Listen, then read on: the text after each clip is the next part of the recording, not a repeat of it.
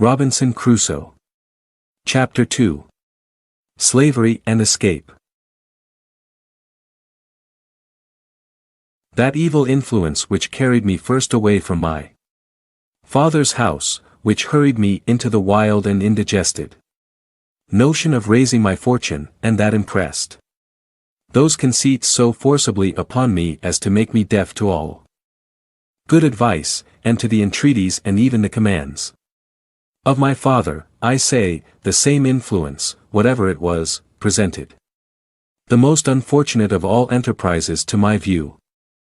And I went on board a vessel bound to the coast of Africa, or, as our sailors vulgarly called it, a voyage to Guinea. It was my great misfortune that in all these adventures I did not ship myself as a sailor, when, though I might indeed have worked a little harder than ordinary, yet at the same time I should have learnt the duty and office of a foremast man, and in time might have qualified myself for a mate or lieutenant, if not for a master. But as it was always my fate to choose for the worse, so I did here, for having money in my pocket and good clothes upon my back, I would always go on board in the habit of a gentleman, and so I neither had any business in the ship, nor learned to do any. It was my lot first of all to fall into pretty good company in London, which does not always happen to such loose and misguided young fellows as I then was, the devil generally not omitting to lay some snare for them very early, but it was not so with me. I first got acquainted with the master of a ship who had been on the coast of Guinea, and who, having had very good success there, was resolved to go again. This captain taking a fancy to my conversation, which was not at all disagreeable at that time, hearing me say I had a mind to see the world, told me if I would go the voyage with him I should be at no expense, I should be his messmate and his companion, and if I could carry anything with me, I should have all the advantage of it that the trade would admit. And perhaps I might meet with some encouragement. I embraced the offer, and entering into a strict friendship with this captain, who was an honest, plain-dealing man, I went the voyage with him, and carried a small adventure with me, which, by the disinterested honesty of my friend the captain, I increased very considerably, for I carried about 40 pounds in such toys and trifles as the captain directed me to buy. These 40 pounds I had mustered together by the assistance of some of my relations whom I corresponded with, and who, I believe, got my father, or at least my mother, to contribute so much as that to my first adventure. This was the only voyage which I may say was successful in all my adventures, which I owe to the integrity and honesty of my friend the captain, under whom also I got a competent knowledge of the mathematics and the rules of navigation, learned how to keep an account of the ship's course, take an observation, and, in short, to understand some things that were needful to be understood by a sailor. For, as he took delight to instruct me, I took delight to learn. And, in a word, this voyage made me both a sailor and a merchant, for I brought home 5 pounds 9 ounces of gold dust for my adventure, which yielded me in London, at my return, almost 300 pounds, and this filled me with those aspiring thoughts which have since so completed my ruin.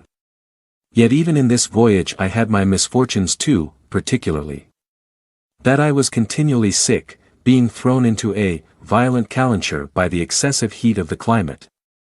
Our principal trading being upon the coast, from latitude of 15 degrees north even to the line itself. I was now set up for a Guinea trader, and my friend, to my great misfortune, dying soon after his arrival, I resolved to go the same voyage again, and I embarked in the same vessel with one who was his mate in the former voyage, and had now got the command of the ship. This was the unhappiest voyage that ever man made, for though I did not carry quite 100 pounds of my new gained wealth, so that I had 200 pounds left, which I had lodged with my friend's widow, who was very just to me, yet I fell into terrible misfortunes. The first was this: our ship making her course towards the Canary Islands, or rather between those islands and the African shore, was surprised in the grey of the morning by a Turkish rover of Sallee, who gave chase to us with all the sail she could make.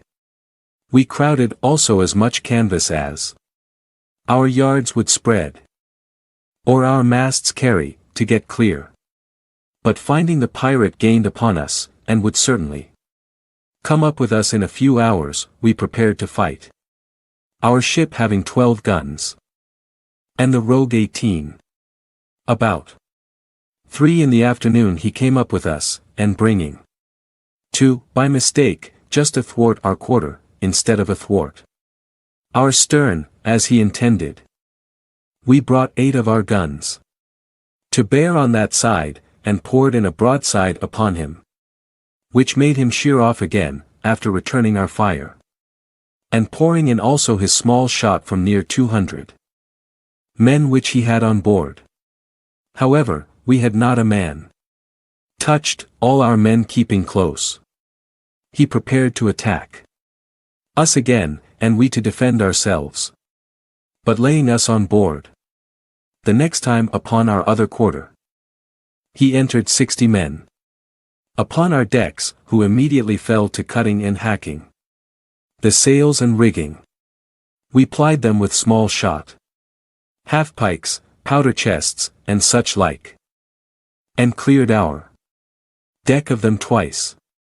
However, to cut short this melancholy part of our story, our ship being disabled, and 3 of our men killed, and 8 wounded, we were obliged to yield, and were carried all prisoners into Sallee, a port belonging to the Moors. The usage I had there was not so dreadful as at first I apprehended, nor was I carried up the country to the Emperor's court, as the rest of our men were, but was kept by the captain of the rover as his proper prize, and made his slave, being young and nimble, and fit for his business. At this surprising change of my circumstances, from a merchant to a miserable slave, I was perfectly overwhelmed, and now I looked back upon my father's prophetic discourse to me, that I should be miserable and have none to relieve me, which I thought was now so effectually brought to pass that I could not be worse, for now the hand of heaven had overtaken me, and I was undone without redemption. But, alas, this was but a taste of the misery I was to go through, as will appear in the sequel of this story. As my new patron, or master, had taken me home to his house, so I was in hopes that he would take me with him when he went to sea again, believing that it would some time or other be his fate to be taken by a Spanish or Portugal man of war, and that then I should be set at liberty. But this hope of mine was soon taken away, for when he went to sea, he left me on shore to look after his little garden, and do the common drudgery of slaves about his house. And when he came home again from his cruise, he ordered me to lie in the cabin to look after the ship. Here I meditated nothing but my escape, and what method I might take to effect it, but found no way that had the least probability in it, nothing presented to make the supposition of it rational, for I had nobody to communicate it to that would embark with me, no fellow slave, no Englishman, Irishman, or Scotchman there but myself, so that for 2 years, though I often pleased myself with the imagination, yet I never had the least encouraging prospect of putting it in practice. After about 2 years, an odd circumstance presented itself, which put the old thought of making some attempt for my liberty again in my head. My patron lying at home longer than usual without fitting out his ship, which, as I heard, was for want of money, he used constantly, once or twice a week, sometimes oftener if the weather was fair. 2. Take the ship's pinnace and go out into the road fishing. And as he always took me and young Moresco with him to row the boat, we made him very merry, and I proved very dexterous in catching fish, insomuch that sometimes he would send me with a Moor, one of his kinsmen, and the youth, the Moresco, as they called him, to catch a dish of fish for him. It happened one time, that going fishing in a calm morning, a fog rose so thick that, though we were not half a league from the shore, we lost sight of it, and rowing we knew not whither or which way, we labored all day, and all the next night, and when the morning came we found we had pulled off to sea instead of pulling in for the shore, and that we were at least 2 leagues from the shore. However, we got well in again, though with a great deal of labor and some danger, for the wind began to blow pretty fresh in the morning, but we were all very hungry. But our patron, warned by this disaster, resolved to take more care of himself for the future, and having lying by him the longboat of our English ship that he had taken, he resolved he would not go fishing any more without a compass and some provision, so he ordered the carpenter of his ship, who also was an English slave, to build a little stateroom or cabin, in the middle of the long boat, like that of a barge, with a place to stand behind it to steer, and haul home the main sheet, the room before for a hand or two to stand and work the sails. She sailed with what we call a shoulder of mutton sail, and the boom jibed over the top of the cabin, which lay very snug and low, and had in it room for him to lie, with a slave or two, and a table to eat on, with some small lockers to put in some bottles of such liquor as he thought fit to drink, and his bread, rice, and coffee. We went frequently out with this boat fishing, and as I was most dexterous to catch fish for him, he never went without me.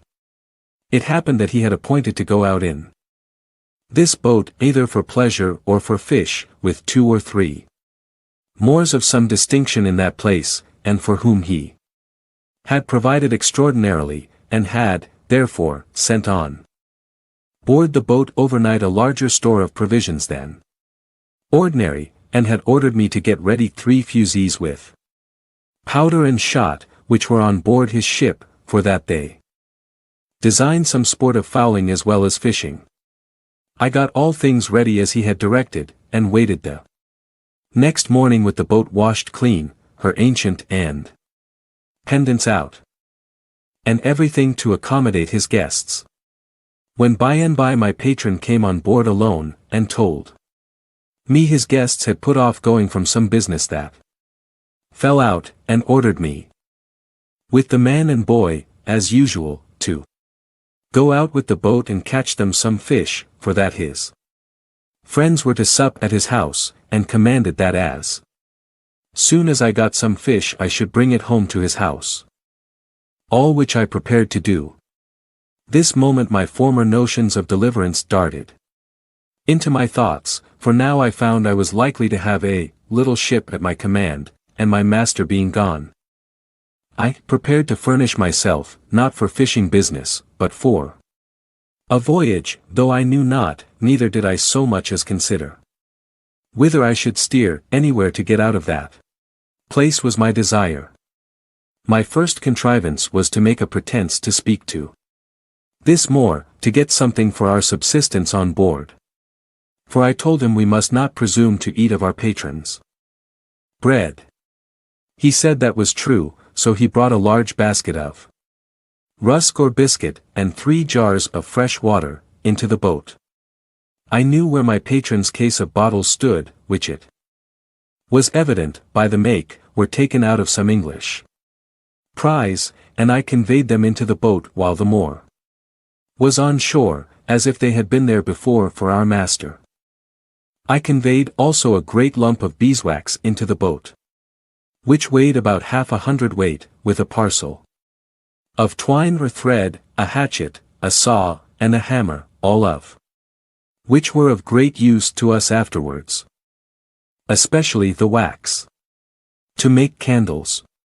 Another trick I tried upon him, which he innocently came into also. His name was Ismail, which they call Muley, or Moly, so I called to him, Moly.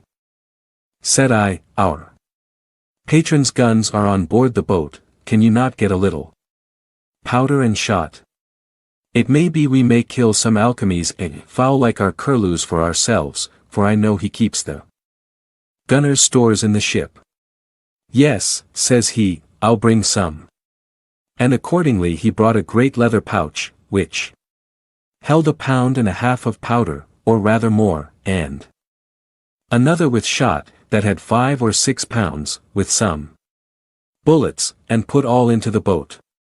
At the same time I had found some powder of my master's in the great cabin, with which I filled one of the large bottles in the case, which was almost empty, pouring what was in it into another, and thus furnished with everything needful, we sailed out of the port to fish.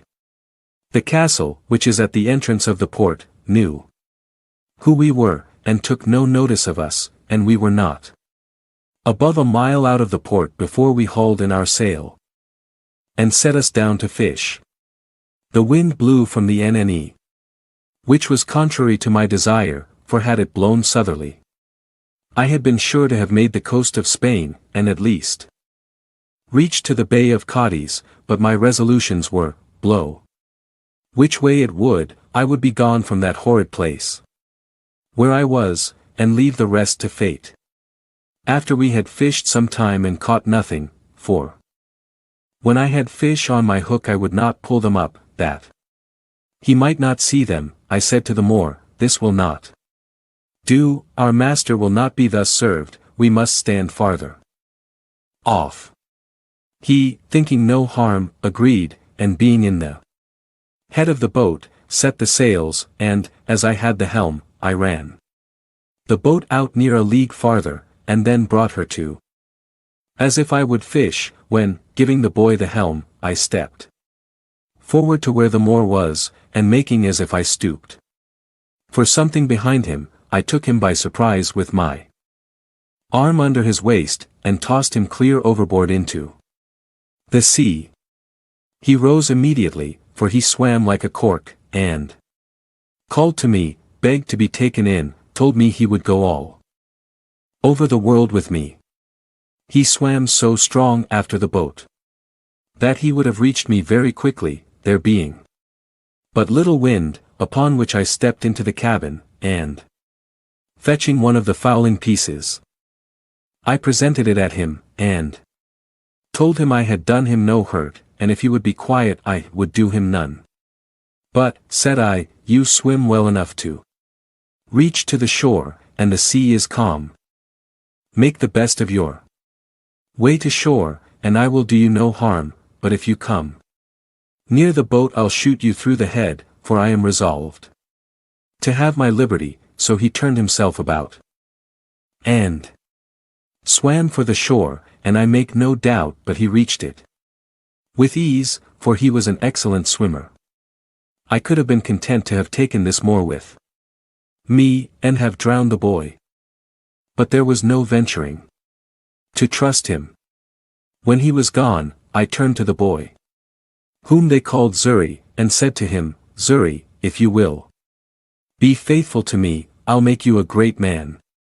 But if you will not stroke your face to be true to me, that is, swear by Mahomet and his father's beard, I must throw you into the sea too. The boy smiled in my face and spoke so innocently that I could not distrust him, and swore to be faithful to me and go all over the world with me. While I was in view of the Moor that was swimming, I stood out directly to sea with the boat, rather stretching to windward, that they might think me gone towards the strait's mouth, as indeed any one that had been in there wits must have been supposed to do, for who would have Supposed we were sailed on to the southward, to the truly barbarian coast, where whole nations of Negroes were sure to surround us with their canoes and destroy us, where we could not go on shore but we should be devoured by savage beasts, or more merciless savages of humankind.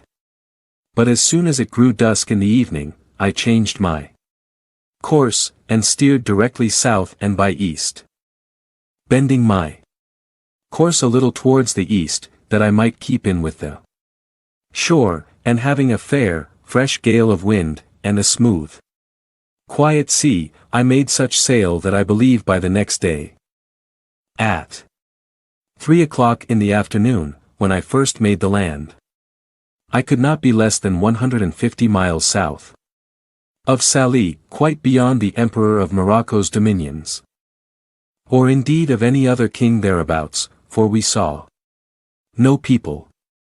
Yet such was the fright I had taken of the Moors, and the dreadful apprehensions I had of falling into their hands, that I would not stop, or go on shore, or come to an anchor. The wind continuing fair till I had sailed in that manner 5 days, and then the wind shifting to the southward.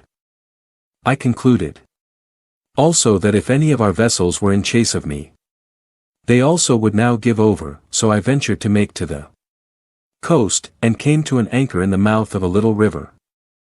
I knew not what, nor where, neither what latitude, what country, what nation, or what river. I neither saw, nor desired to see any people. The principal thing I wanted was fresh water.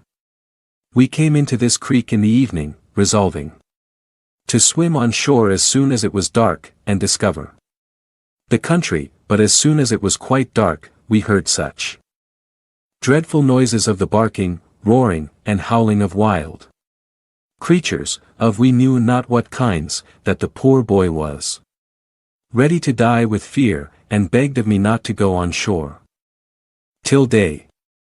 Well, Xury, said I, then I won't, but it may be that we may see men by day, who will be as bad to us as those lions. Then we give them the shoot gun, says Xury, laughing. Make them run way. Such English Xury spoke by conversing among us slaves. However, I was glad to see the boy so cheerful, and I gave him a dram out of our patron's case of bottles to cheer him up. After all, Xury's advice was good, and I took it. We dropped our little anchor, and lay still all night. I say still, for we slept none, for in 2 or 3 hours we saw vast great creatures, we knew not what to call them, of many sorts, come down to the seashore and run into the water, wallowing and washing themselves for the pleasure of cooling themselves, and they made such hideous howlings and yellings, that I never indeed heard the like. Xury was dreadfully fright, and indeed so was I too. But we were both more fright when we heard one of these mighty creatures come swimming towards our boat. We could not see him, but we might hear him by his blowing to be a monstrous huge and furious beast. Xury said it was a lion. And it might be so for aught I know, but poor Xury cried to me to weigh the anchor and row away. No, says I, Xury, we can slip our cable, with the buoy to it, and go off to sea. They cannot follow us far. I had no sooner said so, but I perceived the creature, whatever it was, within 2 oars length, which something surprised me. However, I immediately stepped to the cabin door, and taking up my gun, fired at him, upon which he immediately turned about and swam towards the shore again. But it is impossible to describe the horrid noises and hideous cries and howlings that were raised, as well upon the edge of the shore as higher within the country, upon the noise or report of the gun, a thing I have some reason to believe those creatures had never heard before. This convinced me that there was no going on shore for us in the night on that coast, and how to venture on shore in the day. Was another question too, for to have fallen into the hands of any of the savages had been as bad as to have fallen into the hands of the lions and tigers. At least we were equally apprehensive of the danger of it. Be that as it would, we were obliged to go on shore somewhere or other for water, for we had not a pint left in the boat. When and where to get to it was the point. Xury said if I would let him go on shore with one of the jars, he would find if there was any water, and bring some to me. I asked him why he would go, why I should not go, and he stay in the boat. The boy answered with so much affection as made me love him ever after. Says he, if wild mans come, they eat me, you go way. Well, Xury, said I, we will both go, and if the wild mans come, we will kill them, they shall eat neither of us. So I gave Xury a piece of rusk bread to eat, and a dram out of our patron's case of bottles which I mentioned before, and we hauled the boat in as near the shore as we thought was proper, and so waded on shore, carrying nothing but our arms and 2 jars for water. I did not care to go out of sight of the boat, fearing the coming of canoes with savages down the river, but the boy, seeing a low place about a mile up the country, rambled to it, and by I saw him come running towards me. I thought he was pursued by some savage, or fright with some wild beast, and I ran forward towards him to help him, but when I came nearer to him I saw something hanging over his shoulders, which was a creature that he had shot, like a hare, but different in color, and longer legs. However, we were very glad of it, and it was very good meat. But the great joy that poor Xury came with, was to tell me he had found good water and seen no wild mans. But we found afterwards that we need not take such pains for water. For a little higher up the creek where we found the water fresh when the tide was out, which flowed but a little way up, so we filled our jars, and feasted on the hare he had killed, and prepared to go on our way, having seen no footsteps of any human creature in that part of the country. As I had been one voyage to this coast before, I knew very well that the islands of the Canaries and the Cape de Verde islands also lay not far off from the coast. But as I had no instruments to take an observation to know what latitude we were in, and not exactly knowing, or at least remembering, what latitude they were in, I knew not where to look for them, or when to stand off to sea towards them, otherwise I might now easily have found some of these islands. But my hope was, that if I stood along this coast till I came to that part where the English traded, I should find some of their vessels upon their usual design of trade, that would relieve and take us in. By the best of my calculation, that place where I now was must be that country which, lying between the Emperor of Morocco's dominions and the Negroes, lies waste and uninhabited, except by wild beasts, the Negroes having abandoned it and gone farther south for fear of the Moors, and the Moors not thinking it worth inhabiting by reason of its barrenness, and indeed, both forsaking it because of the prodigious number of tigers, lions, leopards, and other furious creatures which harbor there, so that the Moors use it for their hunting only, where they go like an army, 2,000 or 3,000 men at a time, and indeed for near 100 miles together upon this coast we saw nothing but a waste, uninhabited country by day, and heard nothing but howlings and roaring of wild beasts by night. Once or twice in the daytime I thought I saw the Pico of Tenerife, being the high top of the mountain Tenerife in the Canaries, and had a great mind to venture out, in hopes of reaching thither, but having tried twice, I was forced in again by contrary winds, the sea also going too high for my little vessel, so, I resolved to pursue my first design, and keep along the shore. Several times I was obliged to land for fresh water, after we had left this place, and once in particular. Being early in morning, we came to an anchor under a little point of land, which was pretty high, and the tide beginning to flow, we lay still to go farther in. Xury, whose eyes were more about him than it seems mine were, calls softly to me, and tells me that we had best go farther off the shore, for, says he, look. Yonder lies a dreadful monster on the side of that hillock, fast asleep. I looked where he pointed, and saw a dreadful monster indeed, for it was a terrible, great lion that lay on the side of the shore, under the shade of a piece of the hill that hung as it were a little over him. Xury, says I, you shall on shore and kill him. Xury looked fright, and said, me kill. He eat me at one mouth. One mouthful he meant. However, I said no more to the boy, but bade him lie still. And I took our biggest gun, which was almost musket-bore, and loaded it with a good charge of powder, and with 2 slugs, and laid it down. Then I loaded another gun with 2 bullets, and the third, for we had 3 pieces, I loaded with 5 smaller bullets.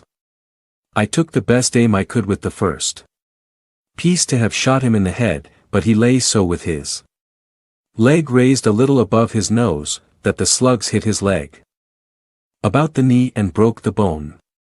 He started up, growling at first, but finding his leg broken, fell down again, and then got upon 3 legs, and gave the most hideous roar that ever I heard. I was a little surprised that I had not hit him on the head. However, I took up the second piece immediately, and though he began to move off, fired again, and shot him in the head, and had the pleasure to see him drop and make but little noise, but lie struggling for life. Then Xury took heart, and would have me let him go on shore. Well, go, said I, so the boy jumped into the water, and taking a little gun in one hand, swam to shore with the other hand, and coming close to the creature, put the muzzle of the piece to his ear, and shot him in the head again, which dispatched him quite. This was game indeed to us, but this was no food, and I was very sorry to lose 3 charges of powder and shot upon a creature that was good for nothing to us. However, Xury said he would have some of him, so he comes on board, and asked me to give him the hatchet. For what, Xury, said I, me cut off his head, said he. However, Xury could not cut off his head, but he cut off a foot, and brought it with him. And it was a monstrous great one.